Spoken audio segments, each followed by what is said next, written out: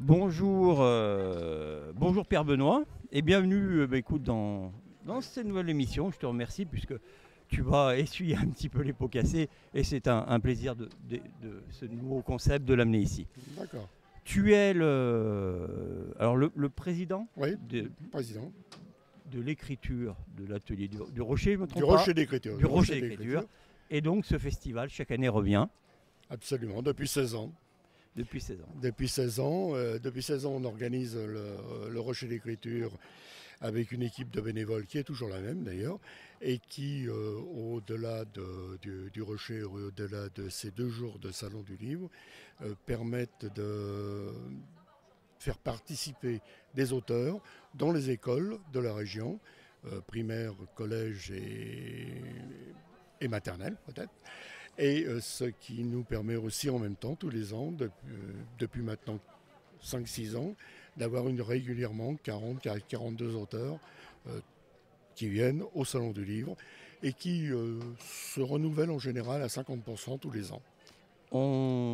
C'est combien de temps de préparation pour ce salon, Pierre ? La préparation du salon, c'est tout au long de l'année, parce que nous passons...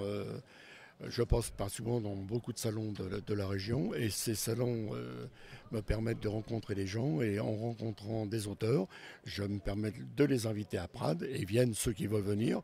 Mais en général, on a toujours une 50% d'auteurs nouveaux tous les ans.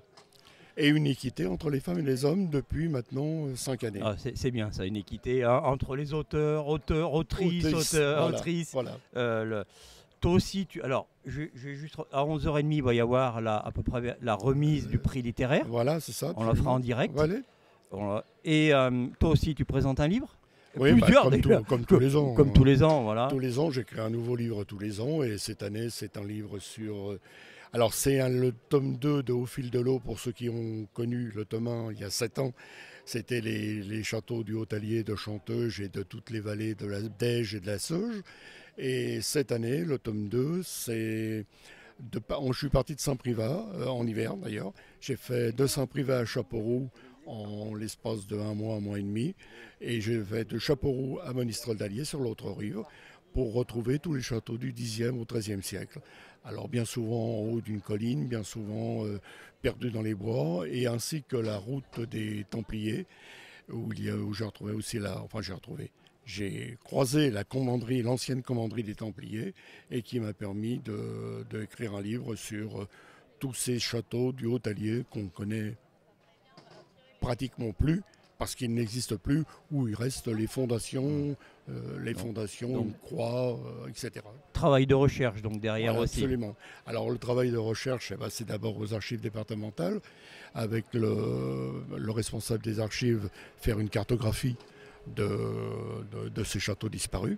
Et puis après, il faut prendre sa petite voiture, et puis ses pieds même des fois, et puis cheminer pour retrouver les lieux, faire une photo, demander à 2-3 autochtones s'ils ont des connaissances légendaires ou des choses comme ça. Et puis après, on va passer à l'écriture. Et une fois que l'écriture est faite, c'est au rôle de l'éditeur d'éditer le livre. Voilà. Ça fait très longtemps que tu mènes ce salon. Derrière, il y a ton fils. Il y a Renaud. Voilà. Il y a tes 2 fils, mais notamment un qui écrit et un qui fait de la photo et de la musique.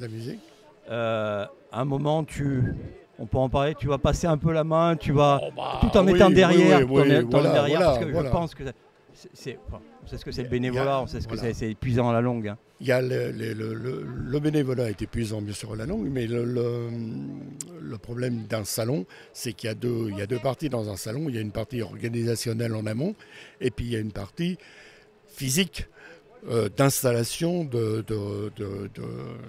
diffusion, d'installation des zones de signalisation, etc. Et tout ça, c'est du physique où je voudrais bien un peu lever le pied. On te verra toujours sur le salon. Voilà. Mais vous me verrez toujours sur le salon, serait-ce que par les livres, parce que j'écris en général un livre par an, donc voilà. Donc, je te remercie. On va rencontrer, alors tu m'as préparé une liste, je t'ai demandé, on va rencontrer un peu très rapidement d'auteurs sommairement, et puis le salon jusqu'à 17, 18h 18h. 18h. Donc voilà.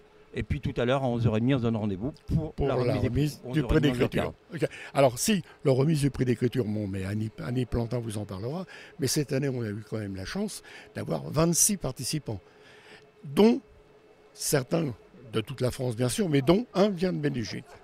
Très bien. Alors juste, c'était quoi le thème? Parce que chaque année, il y a un thème. Ah ben, on a des thèmes un petit peu. Là, cette année, c'était les sources les sources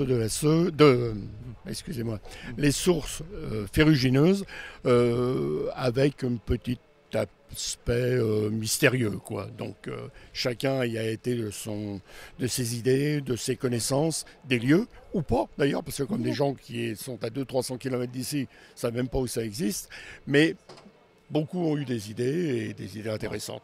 Belle surprise alors pour la récompense. Oui, une surprise pour la récompense. Voilà. Merci Pierre. À plus. À plus.